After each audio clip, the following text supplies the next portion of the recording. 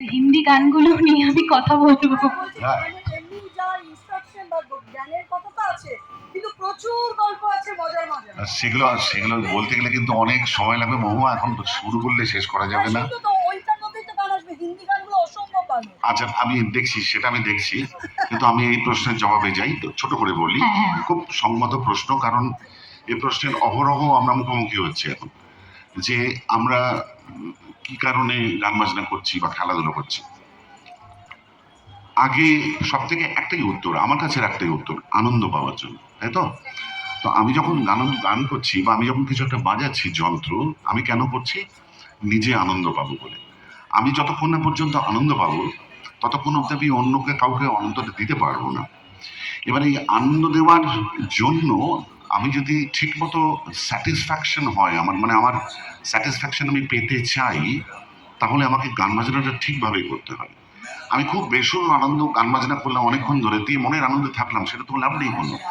আমার নিজের কান তো আমার বিচারক সব থেকে বেশি বড়, সে আমাকে বলবে যে তুমি তোমার নিজের কাজটাকে ঠিক করো, সুরটা ঠিক করো।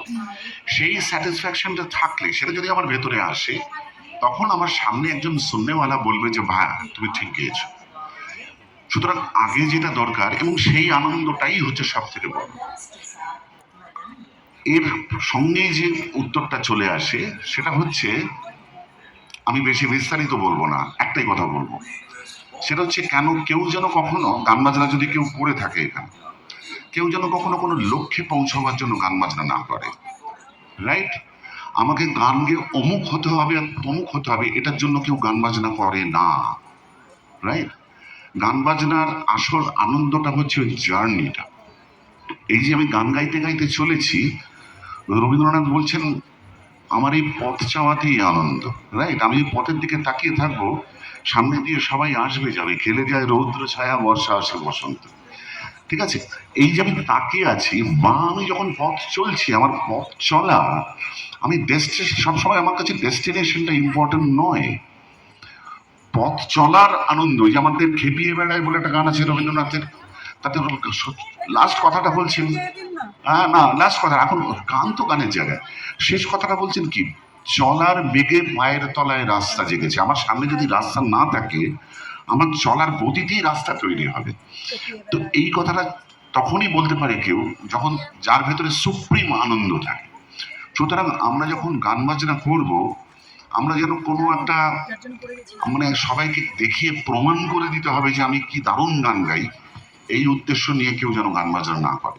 কিছু প্রমাণ করার জন্য কেউ কখনো গান বাজনা করো না। গান বাজনা করো নিজের আনন্দে। তুমি যদি আনন্দ পাও, লোকে আনন্দ করে তোমাকে ডেকে নিয়ে যাবে, কিন্তু তুমি যদি নিজে আনন্দ না পাও, তোমাকে কেউ ডাকবে না কোনোদিন। সুতরাং এই কথাটা যেন আমি মনে রাখি, কোনো গোল বা আমি এক্ষুনি গান করে একেবারে ফাটিয়ে দেবো, আমি 1 নম্বর হব, 2 নম্বর হব, কোনো তাতে কিচ্ছু এসে যায় না। আমার নিজের চলার, আমি নিজের, এই যে একটা নাম এখন সব থেকে বেশি আলোচিত হচ্ছে, সে নামটা সকলেই জানি, অরিজিৎ সিং। সে তথাকথিত 1 নম্বরে থাকতে থাকতে সে নিজেকে অবলীলাক্রমে সরিয়ে নিল ওই জায়গাটা। তার কারণ হচ্ছে অরিজিৎ ভাবছে, আমি যতটুকু অরিজিৎকে জানি, অরিজিতের অন্য ভাবনা চিন্তা আছে।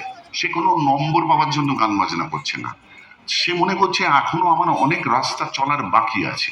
ঠিক যেভাবে এতদিনও চলছিল, সেগুলো চলতে গেলে হয়তো ওই রাস্তাগুলোতে চলা যাবে না। সুতরাং এটাকে অবলীলাক্রমে সরিয়ে রাখার মতো সাহস সে দেখাতে পারল। রাইট?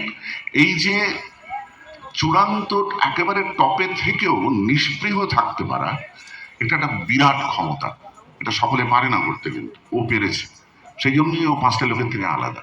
সুতরাং এইটাই হচ্ছে কথা, ও নিজের আনন্দে ভেতরে মশগুল আছে, কিন্তু সৃষ্টির আনন্দে।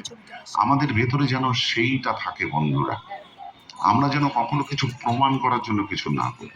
এইটুকুই আমার কথা। এখানে আমার একটা, আপনি যে কথাটা বারবার বলছেন, তোকে এটা অ্যাচিভ করতেই হবে।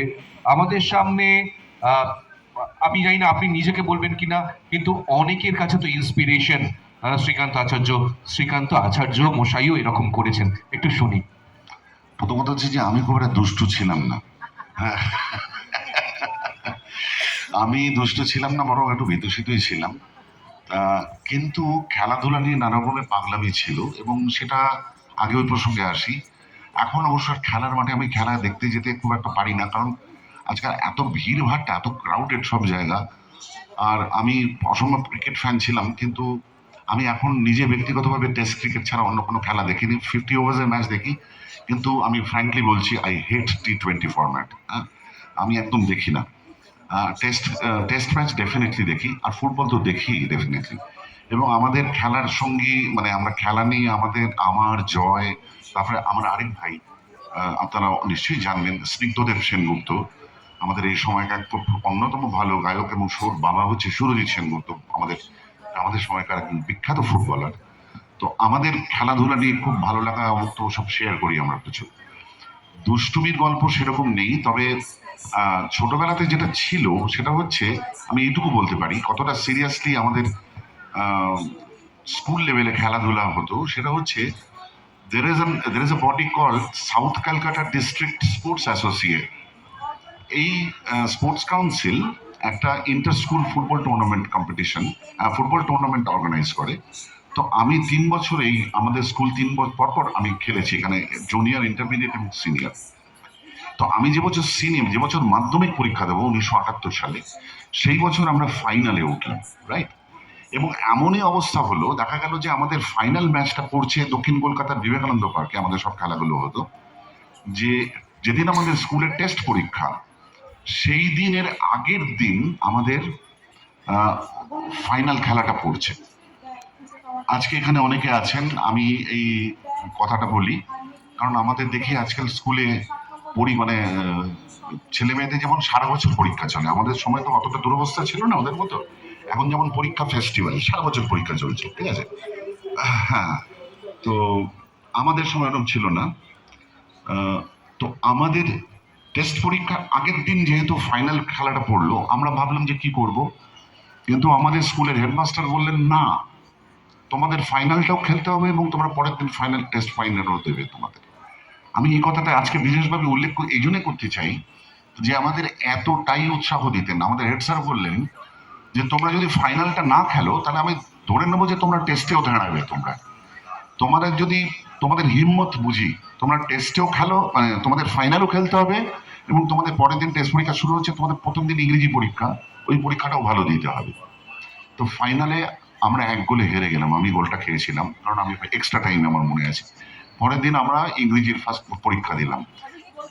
হ্যাঁ, তো এই কথাটা আমি বিশেষ করে বলতে চাই যে আমি এই যে এখনকার এই যেটা বিরাট ধুম্ব ব্যাগ নিয়ে একজন মাঝখানে বসে আছে, হ্যাঁ, মানে এই যে সারা বছর হয় ওদের পরীক্ষা শেষ হচ্ছে, নয় ওদের পরীক্ষা শুরু হচ্ছে, হ্যাঁ, এবং আমরাও স্কুলে পরীক্ষা টরীক্ষা একটু আধটু দিয়েছি।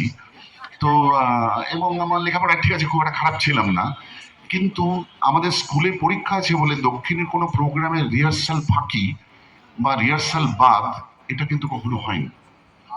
আমরা পরীক্ষাও দিয়েছি, আবার রিহার্সালও দিতে গেছি, আমাদের কখনো কোনো অসুবিধা হয়নি। কিন্তু আমাদের কখনো এটা মনে হয়নি যে রিহার্সাল দিতে গেলে পরীক্ষাটা খারাপ হয়ে যাবে, বা পরীক্ষাটা আজকে থাকুক, রিহার্সালটা বাদ, এটা কখনো মনে হয়নি আমাদের। সুতরাং আমি জানি না আজকে এমন একটা পরিস্থিতি এসে দাঁড়িয়েছে যে ওদের দেখে আমার সত্যি খারাপ লাগে যে এরকম একটা পরিস্থিতিতে ওদের ফেললাম কেন, বা কিভাবে এলো। এটা যেন না হয় আগামী দিনে, এই পরিস্থিতির পাল্টাক, আমি শুধু এটা চাই। কারণ মানে আমি এটাকে একদম অ্যাপ্রুভ করি, আমি এটাকে একদম এন্ডোর্স করি না। আচ্ছা, একটা সামাজিক যে ফরম্যাট রয়েছে, এখানে 10টা 5টার চাকরি, পড়াশোনার পরে, এটাই সবাই ধাতস্থ, দেখতে অভ্যস্ত। কিন্তু যারা গান বাজনার মধ্যে আসে, তাদেরকে অনেক সময় শুনতে হয় যে পড়াশোনা করে কিছু হয়নি, ওই জন্য গান বাজনায়। কিন্তু গান বাজনায় মেধাটা কতটা প্রয়োজন, সেটা তুমি ভালো করে বলো। ডেফিনেটলি মেধার প্রয়োজন আছে, এক ধরনের মেধার তো প্রয়োজন আছে, এবং আমি এরকম হাজারটা এক্সাম্পল দিতে পারি। ইন্দ্রাণী সেনের নাম আপনারা নিশ্চয়ই শুনেছেন, আমাদের এই সময়কার অন্যতম সেরা একজন শিল্পী। তিনি কিন্তু গান বাজনার জগতে যেমন ওই উচ্চতায় ছিলেন, এইচএসে উনি কিন্তু ফার্স্ট হয়েছিলেন, হায়ার সেকেন্ডারি পরীক্ষায় ফার্স্ট হয়েছিলেন, এবং তারপর দীর্ঘদিন অধ্যাপনা করেছেন, উচ্চশিক্ষিত, এবং যে কলেজ থেকে উনি রিটায়ার করলেন সেই কলেজে উনি ইকোনমিক্স, বাগবাজার উইমেন্স কলেজের অর্থনীতির বিভাগীয় প্রধান ছিলেন উনি, রাইট? এবং হ্যাঁ, হ্যাঁ, ব্রেবনে পড়তেন। তো ব্রেবনে আমাদের দিদি থেকে 2 বছর সিনিয়র ছিল বাবলিদি। বুদ্ধদেব, পণ্ডিত বুদ্ধদেব দাশগুপ্ত অনবদ্য আমাদের মানে কি বলবো, আমাদের এই সময়কার একজন অন্যতম সেরা শরৎ বাদক, প্রয়াত হয়েছেন কয়েক বছর আগে। বুদ্ধ কাকা সিএসসি, ক্যালকাটা ইলেকট্রিক সাপ্লাই কর্পোরেশনে বিরাট উঁচু পোস্টে চাকরি করেছেন, অসম্ভব উচ্চশিক্ষিত। আমাদের এখন যে সেতার বাদক উস্তাদ শাহিদ পারভেজ, উনিও কিন্তু হাইলি কোয়ালিফাইড। পণ্ডিত বুধাদিত্য মুখোপাধ্যায় অসামান্য ছাত্র ছিলেন কিন্তু, রাইট? আমি এটা মনে করি সবসময় যে একাডেমিক দিকে যদি কেউ শাইন করে, সেটা তার গান বাজনাকেও সমৃদ্ধ করবেই, ইন্টেলেক্টের দিক থেকে অনেক এগিয়ে রাখবে আর 5 জনের থেকে।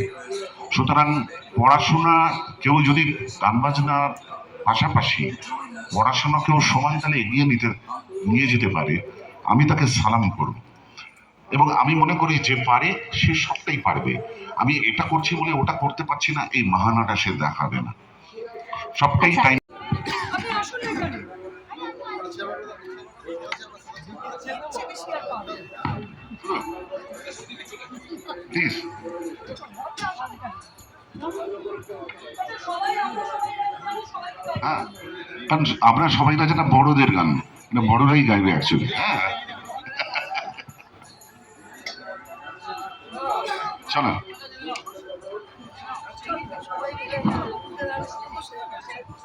চলো ধরে নিন। আমরা সবাই রাজা, আমাদের এই রাজার রাজত্বে, নইলে মোদের রাজার সনে মিলব কি সত্যে। আমরা সবাই রাজা, আমরা সবাই রাজা, আমাদের এই রাজার রাজত্বে।